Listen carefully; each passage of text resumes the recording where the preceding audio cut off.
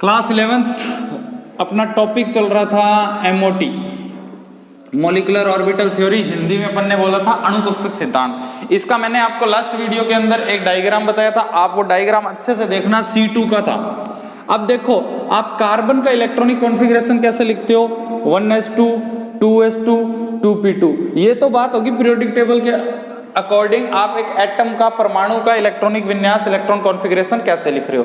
अब बात कर रहा हूं एमओटी के अकॉर्डिंग, क्योंकि एमओटी तो ये बनाता है, अणु बनाता है, मॉलिक्यूल बनाता है। इसका कॉन्फ़िगरेशन कैसे क्या होगा, आपको वो डायग्राम पिछले वीडियो का देखना पड़ेगा। देखो डायग्राम में सबसे पहले था सिग्मा 1s 2 इलेक्ट्रॉन भरे थे, फिर था सिग्मा स्टार 1s2 2 इलेक्ट्रॉन भरे थे, फिर था सिग्मा 2s 2 इलेक्ट्रॉन भरे थे, फिर था सिग्मा स्टार 2s2 2 इलेक्ट्रॉन भरे थे, ठीक है।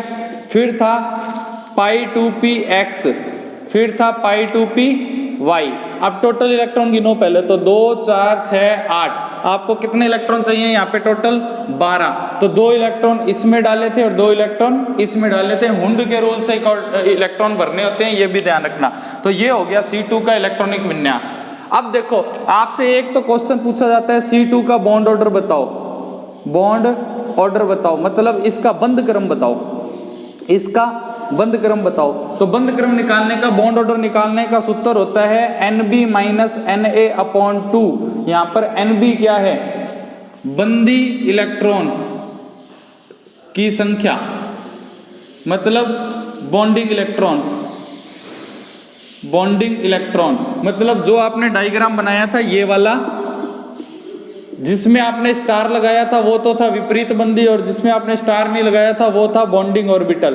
तो इनकी संख्या गिननी है सभी डब्बों में, ठीक है, स्टार वाले नहीं गिनने। और Na क्या है, anti bonding electron, anti bonding electron, विपरीत बंदी इलेक्ट्रॉन। आपको बस ये गिनने होते हैं, ठीक है। तो देखो इसका C2 का अगर मैं बंध क्रम निकालूं तो कैसे निकालूंगा, बंदी में इलेक्ट्रॉन गिन लो, 2 2 4 2 6 और 2 8, माइनस विपरीत बंदी में 2 और 2 4, अपॉन में 2, 8 में से 4 गए 4, बचा कितना 2। C2 का बॉन्ड ऑर्डर कितना आएगा, 2 आएगा। C2 का बॉन्ड ऑर्डर कितना आएगा भाई बच्चों, 2 आएगा।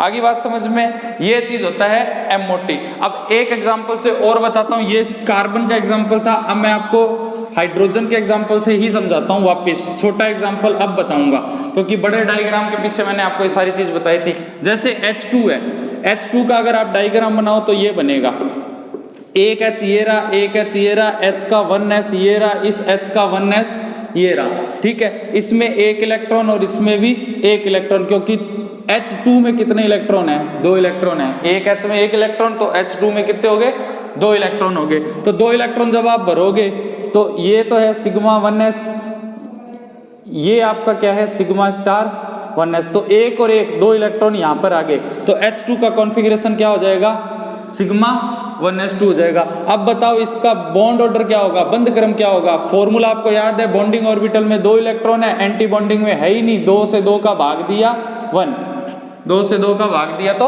1 आएगा।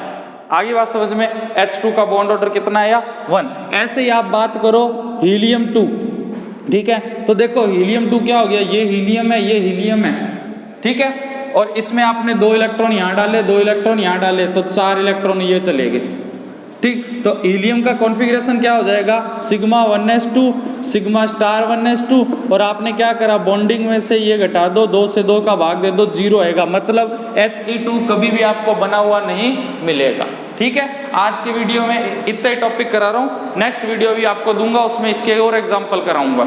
इतना आप करके देखना, थैंक यू।